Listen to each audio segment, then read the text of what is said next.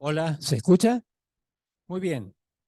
Vamos a comenzar este panel que, como ustedes ven ahí, habla de desigualdades de género en el mercado laboral. Eh, no es solamente una distinción, y lo hago por lo tanto con mucha voluntad, que me hayan pedido moderar este panel. Hay una razón más específica.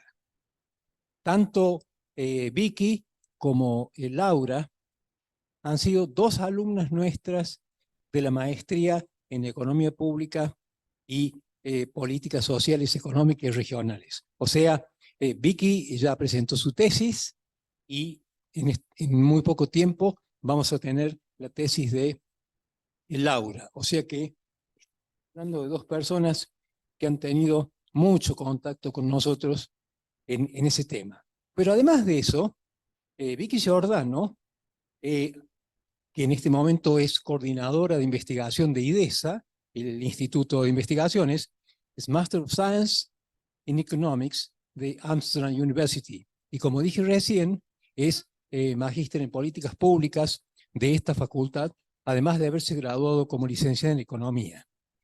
Trabajó como analista en la Secretaría de Programación Microeconómica del Ministerio de Hacienda de la Nación, colaboró en proyectos de investigación de la Universidad Católica Argentina. Trabajó en proyectos de investigación para el Instituto de Investigación The Asen Institute for Policy Studies, basado en Corea, Seoul. Fue ayudante alumna en el dictado de clases de la materia Microeconomía 2 en la Facultad de Ciencias Económicas de Córdoba. María Laura Caullo es licenciada en Economía y es candidata a magíster en la maestría en Finanzas Públicas, en Economía Pública y Políticas Públicas. Tiene también una diplomatura en Ciencia de Datos en la Universidad de Córdoba. Actualmente se desempeña como investigadora en el IERAL de la Fundación Mediterránea, responsable del área de empleo y política social, encargada de la coordinación de proyectos de investigación, relevamientos de indicadores socioeconómicos y elaboración de informes, asesoramiento especializado en materia de divulgación y presentaciones científicas. En las áreas de economía laboral, seguridad social, pobreza, distribución de ingresos, salud y género en las cátedras de finanzas públicas y estadística de la Universidad de Córdoba. O sea, tenemos a dos personas que realmente tienen un currículum excepcional. Yo creo que ustedes van a disfrutar este panel. Y como dicen en inglés es last but not least, muy bonitas expositoras. Creo que va a comenzar Virginia. Tenés 20 minutos. Bueno, hola, ¿qué tal? ¿Cómo están? Bueno, para arrancar con esta charla, traigo esta imagen. No, recién me hacen un chiste, no es una apología a la dolarización, fue casualidad. Pero bueno, la estadística que solemos escuchar cuando hablamos de desigualdad de género en el mercado laboral es esta. Las mujeres ganan X% menos que los hombres. En el caso de Argentina es 30% menos por el mismo trabajo. Y esta estadística siempre generalmente le dicen los políticos, medios de comunicación y demás. Los políticos siempre tienen una solución mágica para resolver la brecha de género.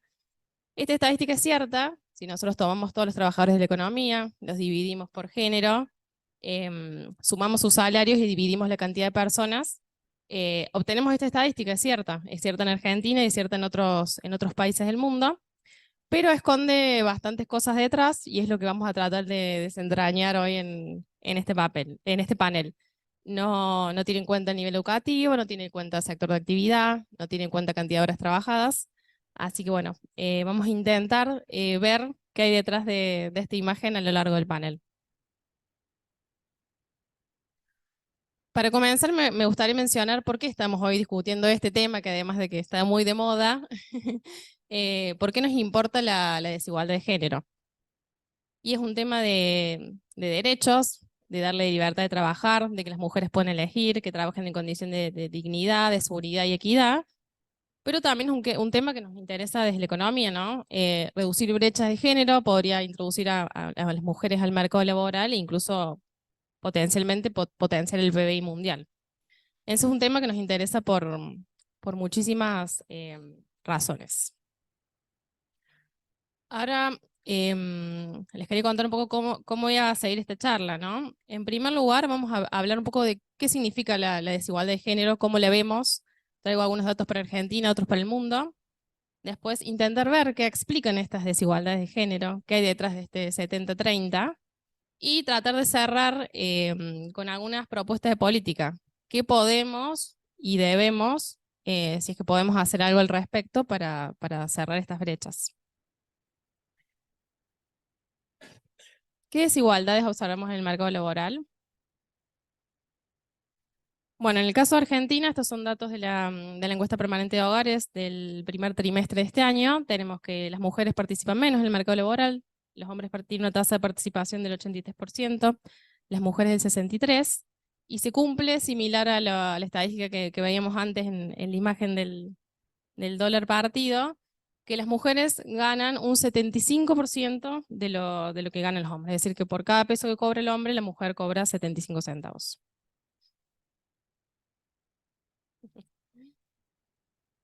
Pero no es solo eso, no es que las mujeres trabajen menos, también vemos una concentración desproporcionada de las mujeres en algunos sectores, lo que se llama feminización de algunos sectores. Tenemos una fuerte concentración de hombres, acá vemos las barritas verdes son de los hombres de las ocupaciones mejor pagas. Esto es como un ranking de las ocupaciones mejor paga, menos paga. Vemos que los sectores de mejor pago hay una fuerte concentración de hombres, que son explotación de minas de canteras, electricidad, actividades financieras y seguros, información y comunicación y administración pública. Y si damos vuelta el ranking y vemos de las menos pagas para arriba, vemos que hay una fuerte concentración de mujeres. La que más concentra, el sector más feminizado es el empleo doméstico y también el que paga menos salarios en la economía. Entonces acá nos da un poco un indicio, vemos que las mujeres trabajan menos, participan menos en el mercado laboral, y que también cuando trabajan en sectores que pagan menos. Entonces, potencialmente ahí tenemos una explicación de la brecha de género. Y bueno, ahora vamos a intentar desentrañar desde el lado de la economía qué explica estas desigualdades. Y bueno, la literatura económica intenta ver por todos lados cuál puede ser la explicación. Uno de los primeros factores que apenas surge esta literatura, hace como 50 años, intenta ver si hay diferencia en la educación. Es decir, potencialmente las mujeres están menos educadas que los hombres, entonces el mercado les paga menos. Y bueno, lo que se vio a lo largo del tiempo es que la brecha educativa se cerró, pero la brecha de género no. O incluso hoy en día, bueno, no quiero pisar a la siguiente expositora, hoy en día las mujeres están más educadas que los hombres, entonces no parecería estar la explicación ahí. Potencialmente podría ser discriminación, ¿no? Que los empleadores por alguna razón no contratan mujeres, las discriminan. Bueno, la literatura ha intentado desentrañar esto, y si bien hay indicios de discriminación, no parecería ser lo que explica el total de la brecha. Podría ser un tema de habilidades, se habla mucho esto de por ahí las mujeres son peores negociadores que los hombres a la hora de discutir salario y demás, y también surge como una explicación posible, pero no como el principal factor que explica la brecha. Y aparece el tema de preferencias. Puede ser que las mujeres por ahí quieran trabajar menos o quieran trabajar en ciertos sectores que justo pagan menos. Y lo que hacemos es complementar estos datos con los datos del trabajo doméstico no remunerado. Y acá vemos que las mujeres no trabajan menos, las mujeres trabajan más. Acá tenemos las barritas separadas para países desarrollados y países en desarrollo. Y vemos que en total de horas las mujeres trabajan más horas que los hombres. Nada más que le dedican desproporcionadamente muchísimo más tiempo a lo que es trabajo doméstico no remunerado, que es el trabajo de cuidados, de tareas del hogar, cuidado de niños, adultos mayores y demás. Entonces, si sumamos el total de horas, las mujeres trabajan más horas que los hombres, pero lo hacen en algo que no brinda salario. Esto también es cierto para Argentina. Estos son los datos, una combinación de datos de pH y de la encuesta nacional del uso del tiempo del INDEC, y también vemos algo similar. Las mujeres trabajan más horas en Argentina, pero le dedican muchísimo más tiempo que los hombres a todo lo que es cuidados del hogar, cuidados de niños y adultos mayores. Y bueno, a continuación lo que la literatura intenta hacer es ver cuándo aparecen estas brechas de género. Y hay varios estudios que siguen a las mujeres de que se gradúan, por ejemplo, desde la universidad hasta que encuentran el trabajo y ven que inmediatamente que consiguen un trabajo, los salarios son similares. No siempre es un peso, capaz las mujeres ganan 98 centavos y los hombres un peso, pero algo pasa, finales de los 20 años y los 30, que hace que las brechas se separen y sean mucho más grandes. Hay algo que pasa en la vida de las mujeres que hace que de golpe las brechas de género crezcan un montón. Y bueno, no sé si les están cayendo en la idea, pero bueno, es lo siguiente. Es la maternidad. Es uno de los principales factores que explica las brechas de género. Y acá en la literatura hay muchísimos estudios. Estos son dos de los más importantes. Em, Es difícil estudiar este tema porque tenés que aislar todo lo demás, educación, controlar por ocupación, controlar por preferencias y demás, y tratar de aislar solamente el efecto de la maternidad. Bueno, hay un estudio que es el que traigo los datos ahora, que lo hizo para Dinamarca, tomando datos longitudinales a lo largo de como 60 años, y ven que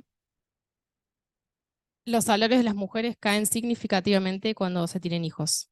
Es decir, en el momento que la mujer es madre, en Dinamarca el 95% de las mujeres trabajaba, cae un 80%, la mayoría de las mujeres sigue trabajando, pero dejan de trabajar muchísimas horas.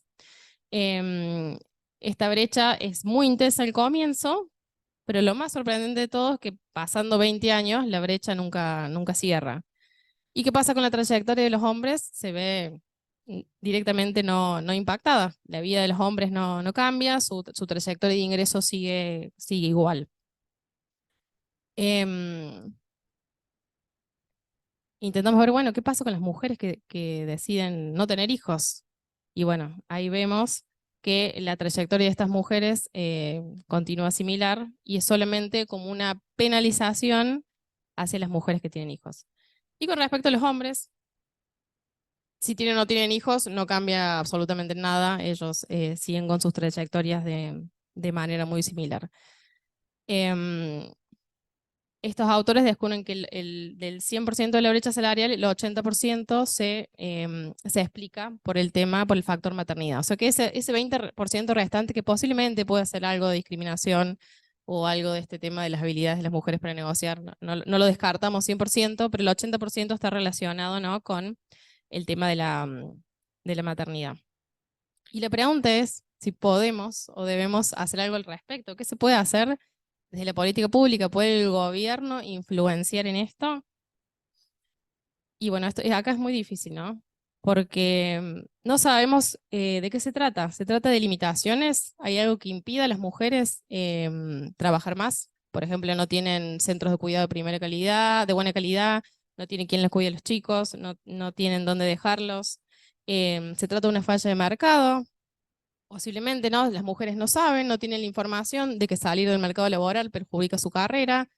Si lo supieran, capaz decidieran hacer otra cosa, o si no tienen el costo ahora para abonar un centro de primera infancia para continuar el mercado laboral, tomarían prestado dinero ahora sabiendo que ese dinero lo recuperan después en el mercado laboral. Y esto complica bastante la situación, es un tema de preferencias. Las mujeres prefieren estar con sus hijos, prefieren involucrarse más en el cuidado, o ya se mete en conjunto con normas sociales. Hay algo en la sociedad que le impone el tema cuidado a las mujeres y el tema trabajo a los hombres. Hay algo que penaliza a los hombres, por ejemplo, no sé, un hombre quiere salir a buscar a su hijo al colegio y el jefe lo mira mal, o una madre es mirada mal porque trabaja y no cuida a sus hijos. Entonces, como no, es difícil desentrañar qué explica esta brecha por maternidad, es muy difícil hacer política pública. Sin embargo, muchos países lo han hecho, y ahora vamos a ver algunos ejemplos y qué resultados han dado. Em, pero bueno, es difícil hacer algo porque, por ejemplo, haces un enorme paquete fiscal y decís, bueno, voy a subsidiar o voy a instalar muchísimas jardines y guarderías, y después un tema de preferencias y no cerraste la brecha de género. Ese puede ser un enorme gasto económico y esfuerzo sin ningún resultado a la hora de cerrar la brecha de género. Em, Bueno, todas las políticas públicas intentan incidir en alguno de los factores, ¿no? Intentan incidir en los padres, aumentando su nivel de compromiso, digamos, con el hogar. Intentan incidir en los trabajadores, intentando que cambien algunas reglas de juego del mercado laboral que le hagan más atractivo a las mujeres volver. Intentan incidir en el tema cuidados, ¿no? Proporcionando guarderías o jardines o escuelas para que los chicos puedan estar. Em, y hay que ver cuál es la mejor de todas. Una de las políticas que se ha aplicado mucho, sobre todo en los países del norte de Europa, que son muy igualitados, son las licencias para padres o daddy quotas, que hacen es darle licencia a los padres, que son intransferibles y que si no te las tomas se fuman en el aire. Y parece haber una correlación positiva al aumentar las licencias y la reducción de brecha de género. Uno de los países que tienen las menores brechas de género es Suecia y conjuntamente es uno de los países con licencias parentales más generosas que hay.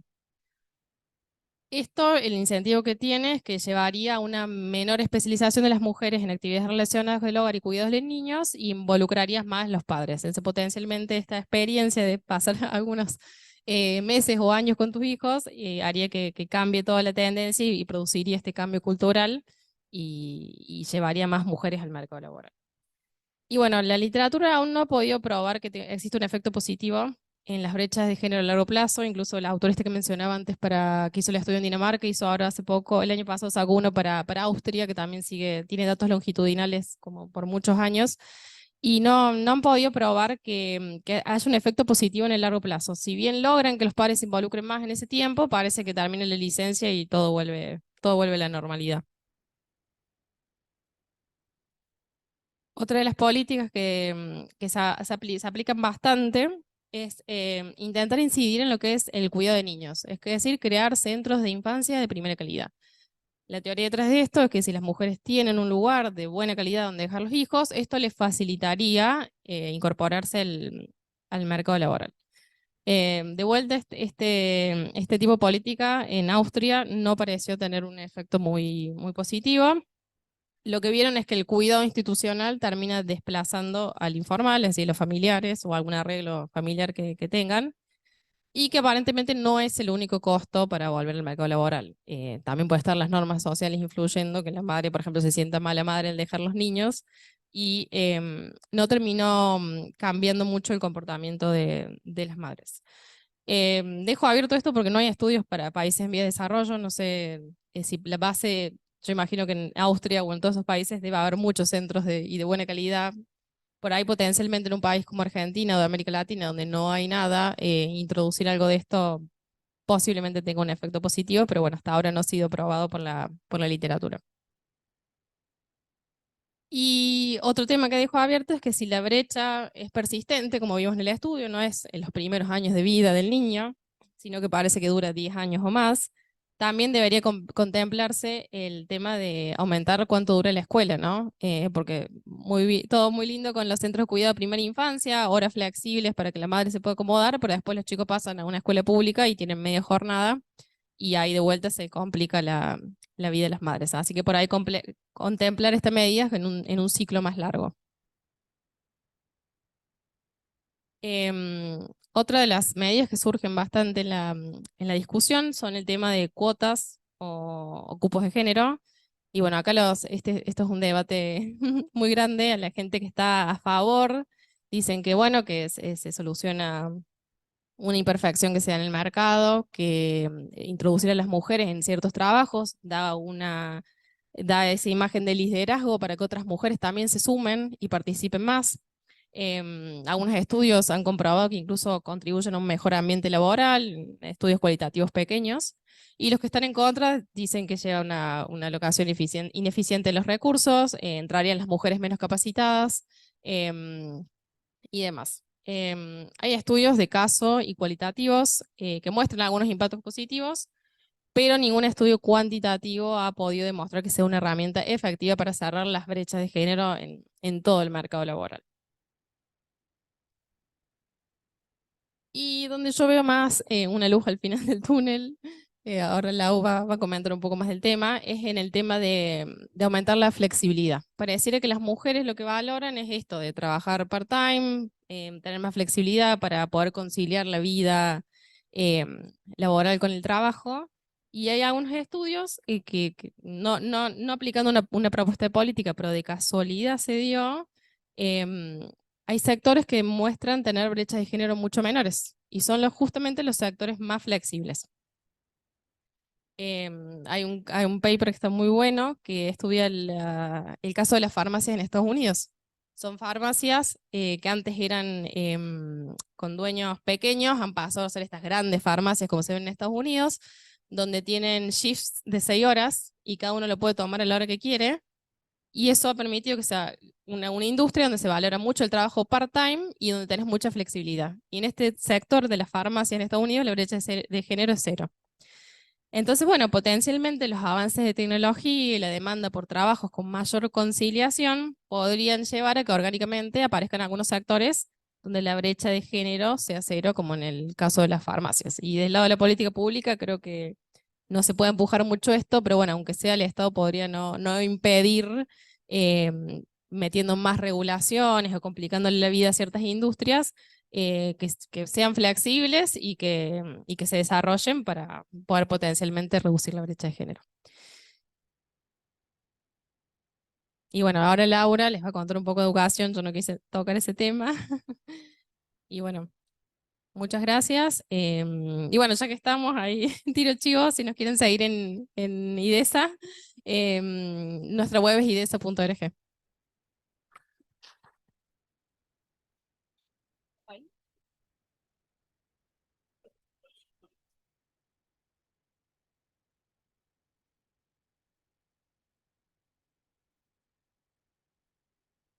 Bueno, buenas tardes a todos. Muchas gracias en primer lugar a todo el comité organizador por la invitación y a todos los asistentes que se quedaron hasta esta hora para escucharnos. La verdad que le tengo un especial aprecio a la jornada de finanzas públicas, así que es un honor para mí poder participar y colaborar en este panel. Bueno, continuando con la presentación de Virginia, yo voy a tratar un poco, el tema es cambios tecnológicos y reconversión laboral, y cómo las mujeres participan o están representadas en estas carreras del futuro, en las carreras STEM, que son ciencia, tecnología, ingeniería y matemática. Entonces, un poco la hoja de ruta que vamos a seguir en esta charla es, primero, contarles de qué se trata, cuáles son las preguntas y las motivaciones que nos llevan a explorar la brecha de género en esta disciplina. También el estado de situación actual de las asimetrías de género en el mercado laboral. Virginia ya les presentó, ahora les vamos a presentar otra de manera complementaria. Algunas oportunidades, si es que son oportunidades en las carreras del futuro para las mujeres. Y también vamos a analizar los primeros estímulos de las niñas o de las mujeres en edades tempranas a partir de los resultados educativos de las pruebas a aprender. Bueno, y algunas conclusiones para discutir al final de esto. Entonces, como motivación, esta mañana en el panel inicial, Leonardo Gasparini también presentaba el ODS 10, que era sobre desigualdad, en esta agenda de Naciones Unidas, que son metas para el año 2023, 2030, lo tenemos muy próximo. El Objetivo de Desarrollo Sostenible 4 nos dice que debemos garantizar la educación inclusiva, equitativa y de calidad para todos, y durante toda la vida. Y el Objetivo de Desarrollo Sostenible 5 habla de lograr igualdad entre los géneros y empoderar a todas las mujeres y niñas. Entonces, en base a estos dos objetivos de desarrollo sostenible, las carreras STEM, estas carreras de ciencia, tecnología, ingeniería y matemática, nos brindan oportunidades de empoderamiento y posibilidad de lograr una mejor o mayor igualdad de género. ¿Cuál es el problema? El problema actual es que las mujeres tienen baja participación en estas carreras, y acá se abren algunos interrogantes. Si tienen menor representación porque tienen menores posibilidades de acceso, si es por desinterés, si es por una cuestión de estímulos. Eso es lo que vamos a ir desentrañando en esta presentación. Un comentario adicional, que las estadísticas disponibles en la actualidad de mercado laboral, educativa, universitarias también, son binarias. También es otro desafío en materia de género, que estas estadísticas abarquen a más géneros. Entonces, primero veamos el estado de situación del mercado laboral. Este es el mercado laboral general, digamos, donde partimos de una población total de 46 millones de argentinos que somos, sin distinción de género. En el brazo que ustedes ven a su izquierda está más de la mitad de la población que es inactiva, es decir, que no participa del mercado laboral. Cuestiones de edad, hay niños, hay estudiantes, hay adultos mayores, hay personas con discapacidad, pero este globito violeta que ven acá son inactivos en edad laboral, gente que podría estar participando del mercado de trabajo, sin embargo no lo hace. En ese conjunto hay amas de casa, hay jóvenes que no trabajan ni estudian, y son 6 millones de personas. En el brazo hacia su derecha son las personas que efectivamente participan del mercado laboral, 22 millones de personas, son la PEA, la población económicamente activa, de los cuales 1,5 millones están desocupados, es decir, no encuentran trabajo, lo buscan sin encontrarlo, y un poco más de 20 millones efectivamente están asociados a un empleo. De esos 20 millones que están asociados a un empleo, 3/4 partes tienen un trabajo en relación de dependencia, son asalariados. Sin embargo, dentro de los asalariados, un poquito más de 5,5 millones de personas no están registrados, o sea, lo hacen desde la informalidad. La otra proporción de los ocupados, numerosa, son los cuentapropistas, aquellos que trabajan por cuenta propia, y donde el 70% de los cuentapropistas son no profesionales. Si nosotros sumamos estos globos violetas, nos da que hay más de 16 millones de personas en Argentina que enfrentan problemas en términos de generación de ingresos, que tienen problemas en el mercado laboral. Ahora bien, de esos 16 millones de personas que tienen problemas en el mercado laboral, más de la mitad son mujeres. Cuando empezamos a desentrañar esos globos, vemos que del total de inactivos en edad laboral, 7 de cada 10 son mujeres. De los cuentapropistas no profesionales, 6 de cada 10 son mujeres. De los desocupados, la mitad del conjunto de desocupados son mujeres, y de los asalariados informales también, una proporción próxima a la paridad. Entonces, empezamos a ver que el mercado laboral tiene cuentas pendientes, y en particular en la cuestión de género. Y una de ellas, es, en el primer brazo izquierdo que veían, son los jóvenes NINI. Los jóvenes que no trabajan ni estudian tienen una incidencia mayor entre las mujeres. O sea, el 17% de las mujeres entre 18 y 24 años no estudian ni trabajan, ni buscan trabajo. También en términos de cantidad de horas o de intensidad de trabajo en este problema de la generación de ingreso, no solo es participar, sino también cuántas horas se le dedica al trabajo, y en función de ello también cuántos ingresos pueden recolectar. Vemos estos histogramas donde la sección roja son mujeres, la azul son varones. Entre ocupados, acá tenemos en el eje horizontal la cantidad de horas semanales dedicadas al trabajo, y en el eje vertical las frecuencias. Vemos que las mujeres tienen más frecuencia en menores horas de trabajo, es decir, en jornadas parciales respecto a sus pares masculinos. Esto es tomando todo el conjunto de asalariados, que es quien tiene un trabajo en relación de dependencia regular. Si lo restringimos a asalariados formales, mejora respecto a la situación del conjunto general, pero sin embargo se sigue evidenciando la brecha de género. Las mujeres siguen participando menos cantidad de horas respecto de los pares masculinos. Luego, cuando lo abrimos por nivel educativo, vemos este trabajo parcial, también con la tasa de subocupación, es decir, aquellas personas que trabajan pero quisieran trabajar más tiempo. Vemos que la incidencia es mayor a menor instrucción. O sea, por ejemplo, las mujeres que tienen solo primaria completa tienen una tasa de subocupación mucho mayor que el promedio de mujeres, y por supuesto que cualquiera de sus pares varones con igual o más instrucción. Entonces acá empieza a aparecer la educación como otro factor determinante de estas brechas o estas discrepancias. Y desde luego, También le podemos sumar, que Virginia bien lo señalaba al comienzo de su presentación, la brecha salarial. Acá tenemos un gráfico donde vemos que la brecha salarial es transversal a toda la realidad territorial de Argentina, independientemente de sus sectores más pujantes en cada una de las regiones. Vemos que el salario de las mujeres, son los puntitos que están por debajo, es inferior al salario promedio de los hombres en cada una de estas regiones. Vemos algunas provincias donde la brecha es incluso más grande, pero es una constante que el salario de las mujeres en promedio es inferior. Entonces, acá nos preguntamos o empezamos a hablar de el futuro del trabajo, o esta transición en la que estamos.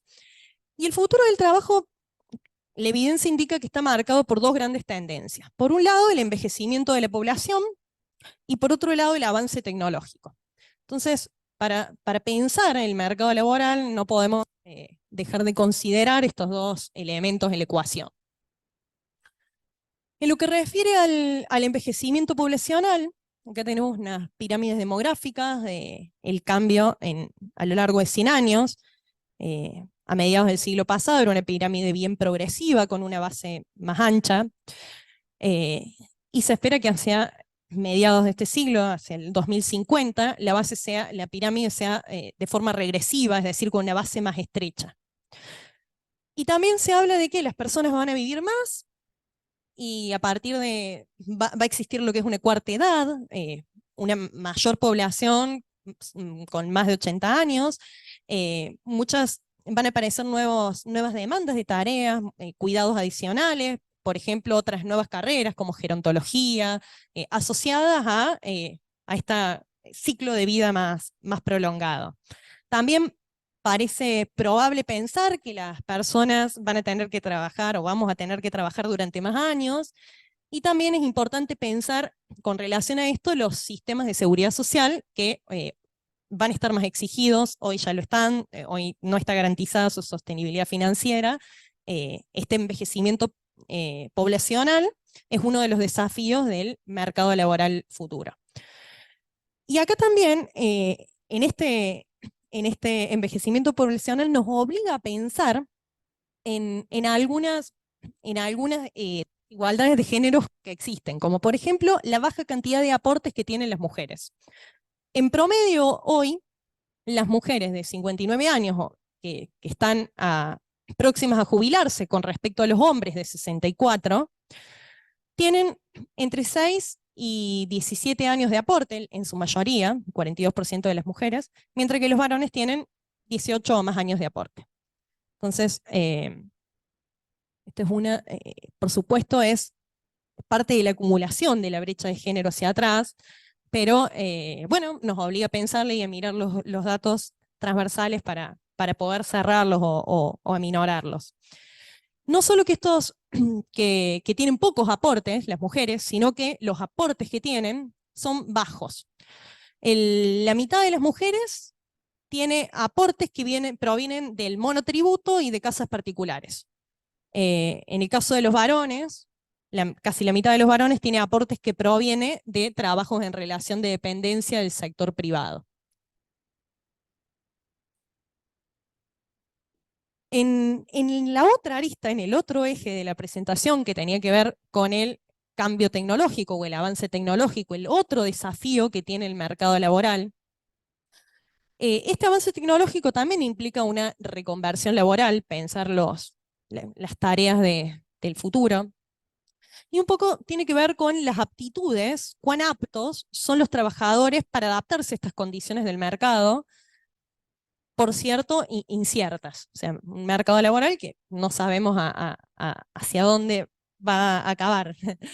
Pero en la mayoría, lo que sí sabemos es que esta reconversión laboral y estas aptitudes nos demandan capacitación en tecnología, computaciones, aplicaciones de procesos automatizados. Por supuesto, también crean nuevos oficios y hay oportunidades de nuevos trabajos en todo lo que tiene que ver con la inteligencia artificial. Incluso también para los no profesionales, en las ciencias de la información, trabajos freelance, trabajos de la economía colaborativa, nuevos trabajos en redes sociales, en páginas web. estos trabajos de la economía naranja son, es arte, diseño, música, bueno, son nuevas aristas que se abren y también hay que pensarlo en términos de no profundizar una brecha de género en estas aristas. Entonces, un poco el globo lo que dice que para transitar con éxito esta transición hacia la nueva fuerza laboral, es necesario que las mujeres estén capacitadas y tengan estas habilidades y estas competencias tecnológicas de una manera adecuada. Entonces vamos a ver cuál es la representación femenina en estas carreras del futuro. Cuando hablamos de representación femenina no hablamos de este robot inteligente de limpieza que le han llamado Mami Bot. No, cuando hablamos de carreras del futuro y de representación de las mujeres, lo que queremos es hablar de la transición de esta era digital, esta era de la información, y que estos perfiles son cada vez más demandados y mejor remunerados. Entonces, la participación de las mujeres en estas áreas pueden tener la oportunidad de reducir brechas salariales, de mejorar las condiciones laborales, de mejorar la participación en el mundo laboral, justamente como señalaba Virginia, porque son trabajos con más flexibilidad, trabajos remotos que permiten conciliar la vida familiar con la vida laboral. Pero, y acá está la advertencia, si estas oportunidades se pierden, las brechas de género también se pueden acentuar y pueden aún profundizarse más. Entonces, vamos a ver qué pasa. En Argentina hoy hay, abstrayéndonos del género, hay un déficit en las habilidades del futuro. De la distribución de graduados universitarios, según ramas del conocimiento, y son las últimas estadísticas disponibles de los anuarios universitarios, 2/3 de los graduados estudian ciencias sociales y ciencias humanas. Solo 3%, se escucha así, solo el 3% estudian ingeniería, para mencionar algo. O sea, ya tenemos un déficit en formación respecto a estas habilidades del futuro, sin distinguir por género. Cuando lo abrimos por género, podemos ver que las mujeres son mayoría entre los graduados de ciencias humanas, ciencias de la salud, ciencias básicas, ciencias sociales, pero son minorías en las ciencias aplicadas y aún más dramático en las ingenierías. Son 1/4 de los graduados en ingenierías.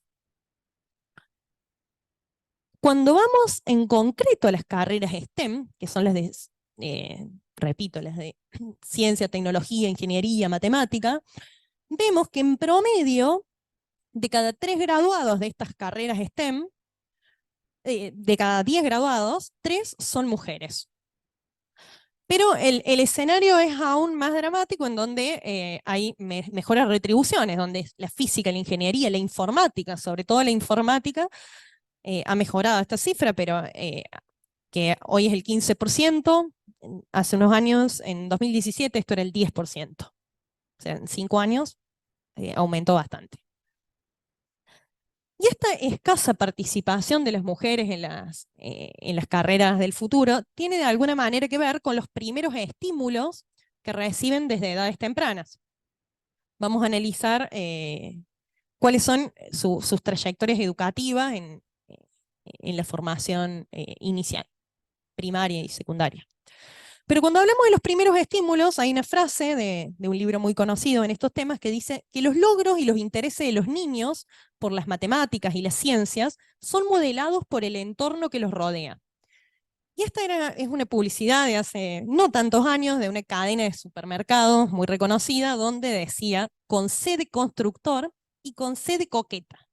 O sea, hacía ya esa distinción de alguna manera con un estereotipo de género y sesgando preferencias. Bueno, por suerte el mercado ha tomado nota y ahora Barbie también programa videojuegos. Bueno, más allá de la humorada, en realidad cuando hablamos de estos primeros estímulos en las disciplinas del futuro, nos interesa conocer el nivel educativo de las niñas para entender con qué nivel ingresan a la universidad y comprender también un posible desinterés por la preferencia de las carreras. Por supuesto que existen otros factores también, factores familiares, costumbres, posibilidades educativas, pero a nivel agregado nos da un buen indicio. Nuevamente, sin desagregar por género, vemos que hay un déficit generalizado en las habilidades.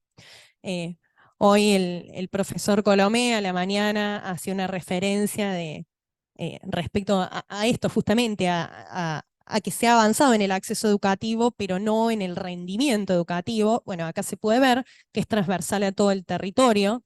Las barras rojas indican que están por debajo del básico, porcentaje de alumnos por debajo del básico en matemáticas y de aquel lado hacia su derecha en lenguas, y el amarillo es que alcanzan el nivel básico. Vemos que en promedio casi la mitad de los estudiantes no supera el nivel básico, tanto en matemática como en lenguas. Y cuando lo abrimos por género, vemos que a las mujeres les va un tanto peor en matemática. Los varones tienen, por ejemplo, un rendimiento avanzado mayor que las mujeres, y las mujeres tienen un rendimiento deficiente también un tanto mayor que los hombres. En lengua es algo más equitativo, el rendimiento en lenguas es bastante más parejo. Entonces, para cerrar un poco esta presentación, las conclusiones son que la educación y la capacitación son una de las respuestas al avance tecnológico en el mundo laboral, que las carreras STEM constituyen una oportunidad para reducir estas brechas salariales y una posibilidad para mejorar las condiciones laborales. Cuidado de no dejar pasar el tren y acentuarlas. Hoy las mujeres tienen poca representación en estas disciplinas, probablemente porque tienen menores estímulos desde edades tempranas, también trabajar, evangelizar en este sentido. Y en la educación primaria y secundaria tienen un rol fundamental en la incidencia o en la trayectoria que siguen las mujeres en general. No obstante, los resultados educativos son poco satisfactorios, independientemente del género, por lo tanto, también es otro llamado de atención que hay que mejorarlo. Y para finalizar, promover la igualdad de género en los mercados laborales genera mayores tasas de crecimiento y, por supuesto, esta mayores tasas de crecimiento redunda en menores pobrezas. Hay una frase que dice que la igualdad de género es un derecho fundamental y que la promoción es esencial en todos los ámbitos de una sociedad sana. Bueno, muchísimas gracias.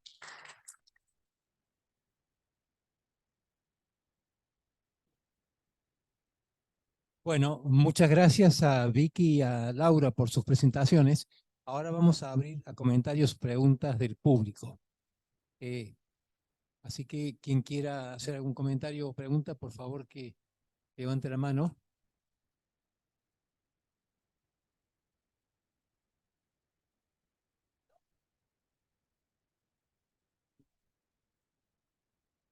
Sí. No, yo voy a hacer una pregunta. Sí, me da la impresión a mí, ahora sí, me da la impresión a mí que hay una evolución positiva con el de acá para adelante o un poco para atrás, para adelante, de la participación de la mujer en el trabajo remunerado, en la ciencia, en la educación, en la cultura, en todo. ¿No han hecho algún, a lo mejor lo hicieron y yo no me di cuenta, alguna, por ejemplo, una foto hace 10 años y una foto hoy? ¿Se avanzó mucho o no se avanzó? Y eso sigue para adelante, supongo.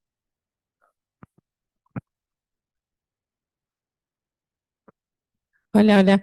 En términos de educación, sí. No sé si después le querés agregar algo. En los últimos 50 años se ha cerrado completamente la brecha educativa. Hoy en día las mujeres son las principales graduadas universitarias, tienen en promedio más cantidad de años de escolarización que los hombres. En términos de brecha salarial, no. Vemos la foto hace 20 años y estadística que vemos de la mujer cobra 75 centavos que cobra el hombre, sigue así hace 20 años, a pesar de esa sensación, ¿no?, de que ahora hablamos mucho de feminismo y demás. En esa materia todavía queda mucho por avanzar y era un poco lo que hablábamos antes, ¿no? Parece bastantes cuestiones estar ligado a un tema de preferencias / normas sociales, Y si bien se están viendo cambios, bueno, nosotros justo los dos también somos mamás, yo veo más involucrado a mi marido que a mi padre, pero son cambios que llevan muchísimo tiempo. Probablemente 20 años sea un periodo de tiempo muy corto para ver si esta mayor participación e involucramiento de los hombres, este cambio cultural que vemos de los hombres también volcarse un poco más en las tareas de cuidado, dan sus frutos. Pero por ahora la foto de hoy, hace 20 años, es igual. Sí, quería agregar algo. Un poco también, hoy vemos tasas de empleo altas en general en el mercado laboral y quizás confunde, si uno toma la foto de hoy de la participación laboral de la mujer, tiene que ver también en parte con esto del miembro añadido de la familia que sale a trabajar porque faltan ingresos, no solamente por una cuestión de que hemos evolucionado en temas de género. Sale a trabajar la mujer, sale a trabajar el hijo, sale a trabajar toda la familia en definitiva para complementar ingresos.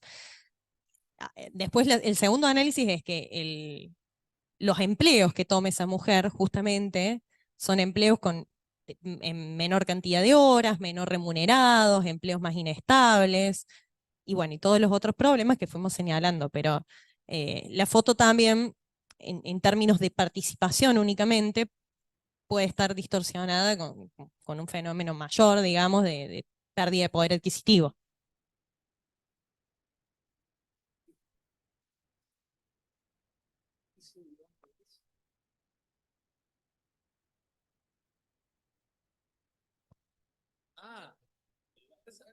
Bueno, voy yo. ¿Qué tal? Buenas tardes. Juan Di Blasi de Mendoza. Recién hablaban que, a ver si entendí bien, ¿no? Un poco la carrera que terminaban eligiendo las mujeres dependía de los estímulos tempranos. Desde el punto de vista de la política, yo no conozco. Sobre todo me toca porque tengo una nena de 6 años que es muy buena en matemáticas, pero ¿cómo hago para que siga programación y no siga, sin desmerecer ninguna otra carrera más humanista o más social, ¿no? ¿Cómo es el tema de la política pública en general?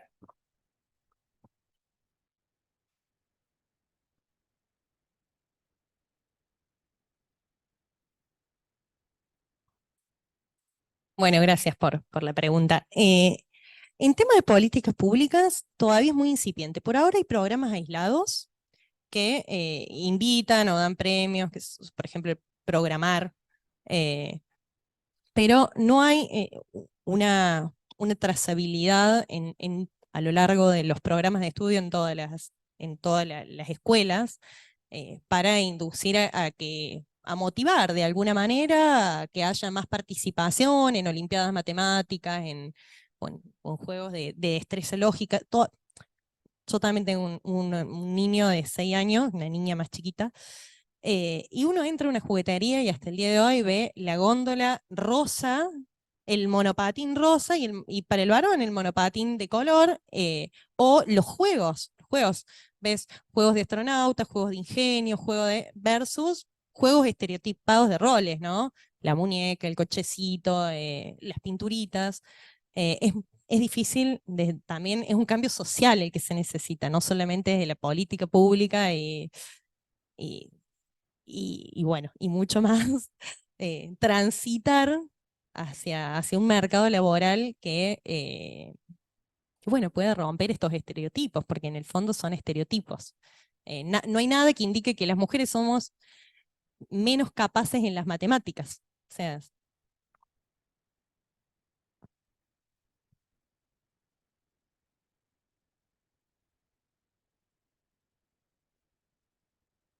buenas tardes, de la Facultad de Ciencias Económicas de la Universidad Nacional de Entre Ríos. Primero felicitarlos por la exposición de los dos, muy bueno. No sé si podrá estar disponible el material, porque la verdad que estaban buenas gráficas un poco para tenerla, no sé si en la organización eso se podrá compartir. Dicho esto, una de las gráficas que ustedes mostraban tenía que ver con digamos, el déficit respecto a las carreras universitarias. Creo que la gráfica mostraba un dato del año 2020, si no me equivoco, que creo que un poco esa tendencia empieza a darse vuelta un poquito porque uno lo que analiza, por lo menos los datos que están saliendo, por ejemplo, de UBA, es un poco la caída en la matrícula de ciencias sociales y esa transferencias a las carreras del futuro, un poco puede ser, no sé si eso lo están analizando, y vinculado a esto, la cuestión que están saliendo ahora, por ejemplo, el documento del CIN respecto a los 7 puntos de los procesos de innovación curricular, que tiene que ver mucho con el tema de la virtualidad, de carreras más flexibles, cómo eso puede ayudar, entiendo, ¿no?, hasta reducir esta brecha. Me parecía interesante. Me sumo acá. Sergio de Económicas de UNER. Bueno, primero felicitarlas por la impronta propositiva de las exposiciones que he visto hasta el momento. Tiene una fuerte impronta de pasar a la acción, de qué se hace para. Me parece que eso está muy bueno, invita a pensar. Y en esa línea, preguntarles, diríamos, en las becas, en los sistemas de becas de estudios superiores, hay una priorización estratégica de carreras. Mi pregunta es si han analizado si hay una priorización de género y si eso no existiera, me parece que es una cosa interesante para sumar a la lista propositiva, es decir, cómo buscamos, además de una priorización estratégica, una priorización en función de saldar esta brecha. Me parece que podría venir a sumar al análisis. Gracias.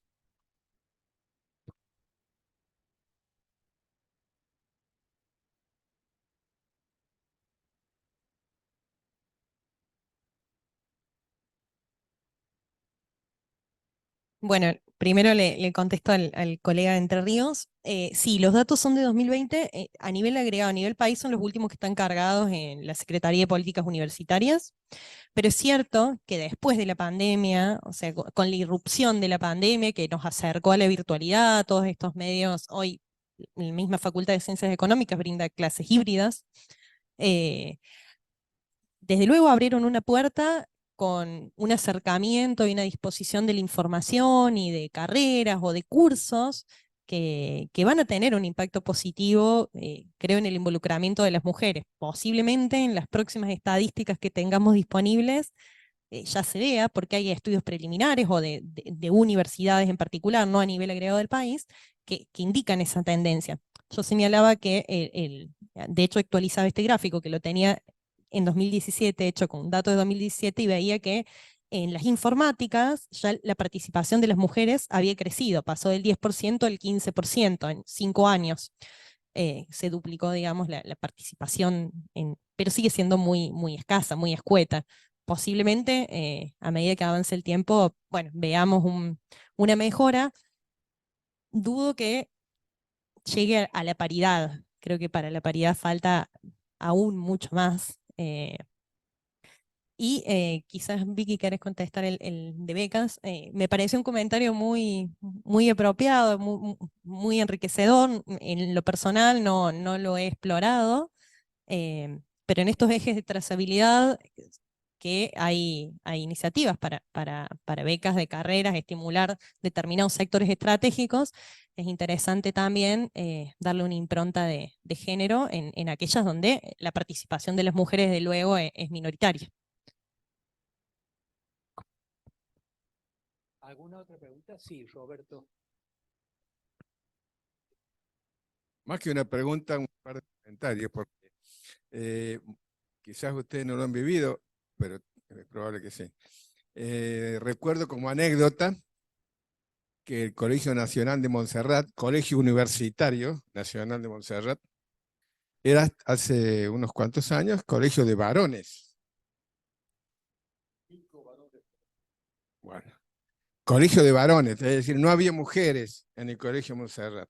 Y en algún momento se abrió la discusión, porque hubo una movida dentro de la universidad y fuera de ellas, respecto a si deberían ingresar mujeres también al colegio. Ustedes lo vivieron, a lo mejor eran pequeñas.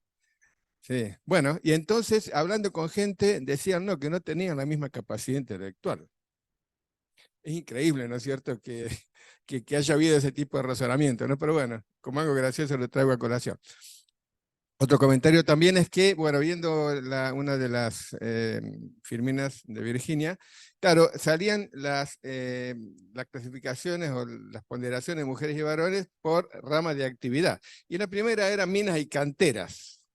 Minas, no es que las minas sean mujeres, no. Minas de piedra, pico y piedra. Claro, y ahí obviamente la participación femenina es ínfima, pequeña, porque ya ahí entra otra discusión, que es una cuestión de capacidades ya físicas, ¿no? Hay una serie de actividades, oficios, en donde la mujer naturalmente no tiene la misma posibilidad de trabajar, ni gana, supongo yo, porque piensa que ir a una mina a picar piedra no debe ser un trabajo agradable para una mujer. Pero creo que eso se va a ir compensado con lo intelectual, ¿no es cierto? En donde sin duda hay una gran competencia y seguramente muchas ramas están como estas que estamos hablando, las tecnológicas y demás, que tienen un gran futuro. Eso nada más. En primer lugar, respecto al comentario hecho por Roberto Nigro, quiero aportar que cuando yo ingresé a la facultad, esto hace siglos, digamos, ingresamos creo que 106 alumnos, eso era el ingreso de ese año, y teníamos nada más que 6 mujeres de compañera, o sea, el 6%. Hoy día creo que ingresan más del 50%, creo que son mujeres, ¿no? O sea, el avance ha sido, pero fantástico, ¿no? De lo cual me alegro enormemente, ¿no? Y lo mismo lo vemos a uno en las ocupaciones laborales, sobre todo como lo habían presentado ellas en la parte, en partes, digamos, relacionadas con ciencia, etcétera, la gran cantidad de mujeres, y en la justicia, ¿no? En la justicia la gran cantidad de juezas, ¿no? Pero, y ahora voy a ser políticamente incorrecto. Me pareció muy ilustrativo ese gráfico que mostraba la brecha. No hace falta la brecha entre las mujeres con hijos, cómo tienen un escalón para abajo, digamos. Lo cual no dudo de las estadísticas, pero me parece que la estadística es un poco, digamos, deficiente en el sentido en que ahí yo creo que hay una decisión personal de la mujer de decir, bueno, el creador me ha hecho así, quien sea el creador, que me toque y traer los hijos, y yo lo he visto en mi familia, tengo, además de los 5 varones, 4 mujeres más, o sea, son 9 los hijos, y, y hay una decisión clara de decir, bueno, yo quiero ser madre, ¿no? Y bueno, y si se me baja un poco el sueldo, está bien, está en mi escala de preferencias, está que yo quiero ser madre, quiero tener hijos, y algunas de ellas, las 4 mujeres, lo han solucionado con emprendimientos propios, ¿no?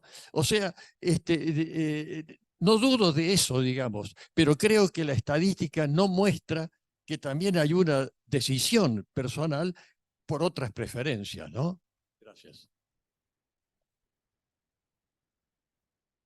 Sí, creo que lo mencioné, no sé si medio de pasada, pero bueno, hay mucha discusión entre colegas que se llama la motherhood penalty, la penalidad por ser madre. Dice, pero ¿por qué es una penalidad si al final del día también puede ser una decisión y una cuestión de preferencia? Y así como decís vos, muchas madres intentan conciliar la vida laboral con la maternidad. El sector público tiene desproporcionadamente más cantidad de mujeres que hombres por esto, porque ofrece mucha flexibilidad, tiene muchas políticas a favor de las mujeres, entonces hay muchas mujeres, y también el trabajo propio donde puedes manejar tus propios horarios. El tema de discusión, bueno, que seguimos pensando es si es preferencia o es un poco cambio cultural y normas sociales. Está la limitación biológica, ¿no? La mujer es la que gesta, la mujer es la que amamanta, si es que amamanta. Pero bueno, la brecha se sigue por muchos años. Entonces, bueno, darle también la opción a la mujer de decidir, y si este cambio cultural va hacia mayor participación, bueno, ver cómo se puede acompañar desde la política.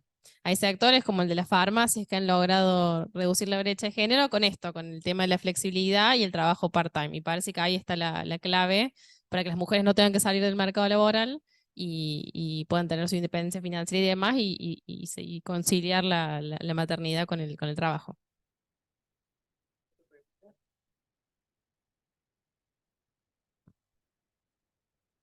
Sí, quería comentarles que todas las conferencias y paneles están siendo grabados por Zoom y luego van a estar en la página. Para aquellos que querían ver la PowerPoint y demás, van a estar allí.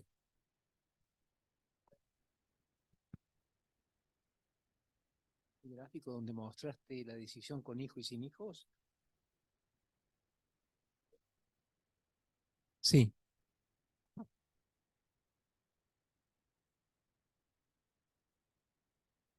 Ah, con hijos y sin hijos, ¿no? No, no es el anterior. ¿No es el anterior? No, no, no, me parece que es el anterior. Ese. Sí, no, creo que es el segundo que pusiste, ese. Ahí yo tengo una duda, Vicky, si vos lo podés aclarar. Ahí la diferencia salarial se produce en el momento que una mujer entra a trabajar o al decidir no tener hijos, su capacidad de acceder a más salario se agranda mientras está trabajando.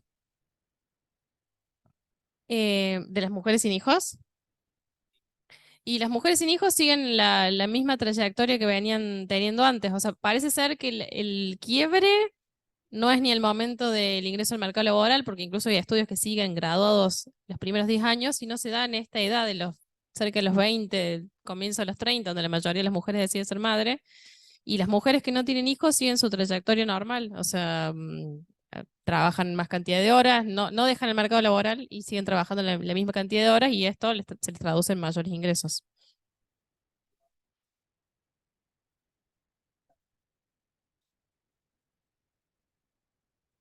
Eso no, eso habría que chequearlo, no estoy segura.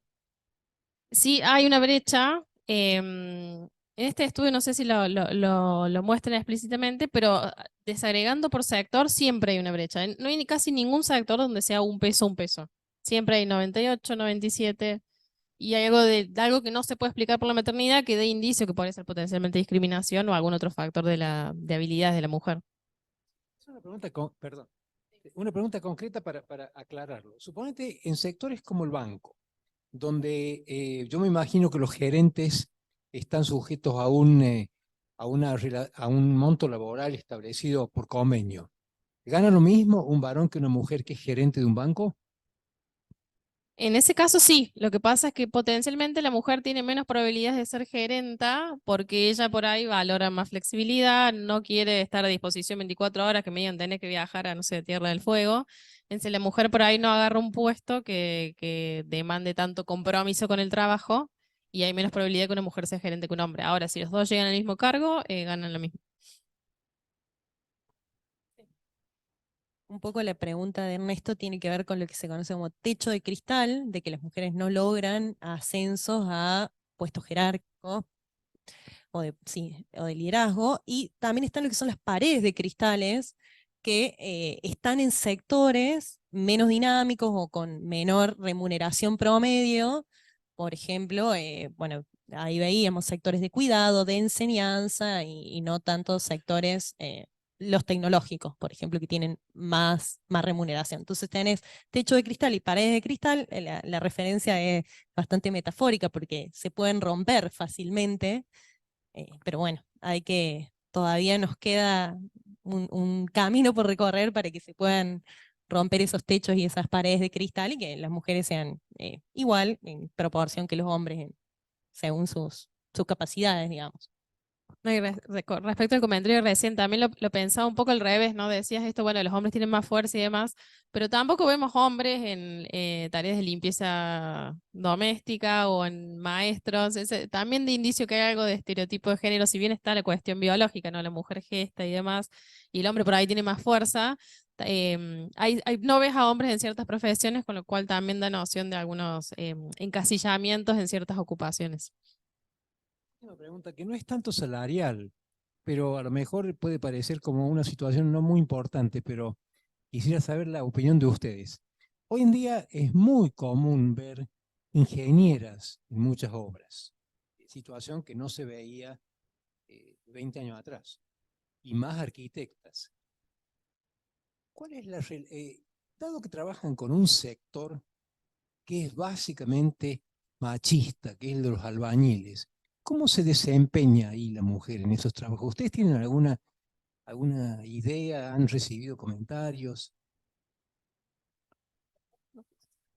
Yo tengo amigas arquitectas que han hecho cursos de maestro mayor de obra y la verdad que muy bien se desempeñan. Les tienen respeto, respeto profesional a las indicaciones. También es parte, creo, del cambio, ¿no? Un cambio cultural. Quizás en otros momentos, si nos remontamos a algunos años antes, era difícil ver una mujer rodeada de hombres o de nuevo los estereotipos, vamos, es difícil una mujer en el liderazgo, como que quizás tienen. Después, quizás cuando la mujer se da vuelta y se va, bueno, pueden hacer algún comentario o hacer lo que quieren en definitiva, pero las referencias al menos son buenas, son a nivel profesional, da una indicación de buena manera, amable, empático y acatan, digamos. O sea, no hay mayores inconvenientes. Ahí estaba este sesgo mental de alguna manera que no impedía, no, ¿cómo va a ir una mujer? Mejor mandemos a un hombre. Puede ir la mujer tranquilamente y lo puede hacer igual de eficiente que el hombre. En definitiva es algo técnico o un rol profesional que tiene que ejecutar. Quizás al principio puede parecer difícil y después ya es parte de la rutina. Como bueno, nosotras hablando en esta charla de la jornada de finanzas públicas hace unos años, eran paneles únicamente de hombres. Bueno, yo también quería contar, mi mamá es economista y ella me contaba que cuando comenzó la carrera también eran muy pocas mujeres y que algunos profesores tenían comentarios machistas o diciendo no vas a llegar a ser economista, no vas a tener éxito. Y bueno, me agrada mucho escuchar esta estadística que hoy en día somos mayoría de los egresados. Sí, yo te agrego un dato a lo que dijo Naldo. Soy algunos años menor que Naldo, pero cuando yo empecé la facultad, también éramos 92 personas, de los cuales 8 eran mujeres. O sea que esa era más o menos la relación que había en ese momento. Bueno, si no hay más preguntas, yo quiero agradecer en primer lugar a los panelistas que hicieron una brillante presentación, al público por haber escuchado esto y haber participado en los debates. Así que un fuerte aplauso para los panelistas.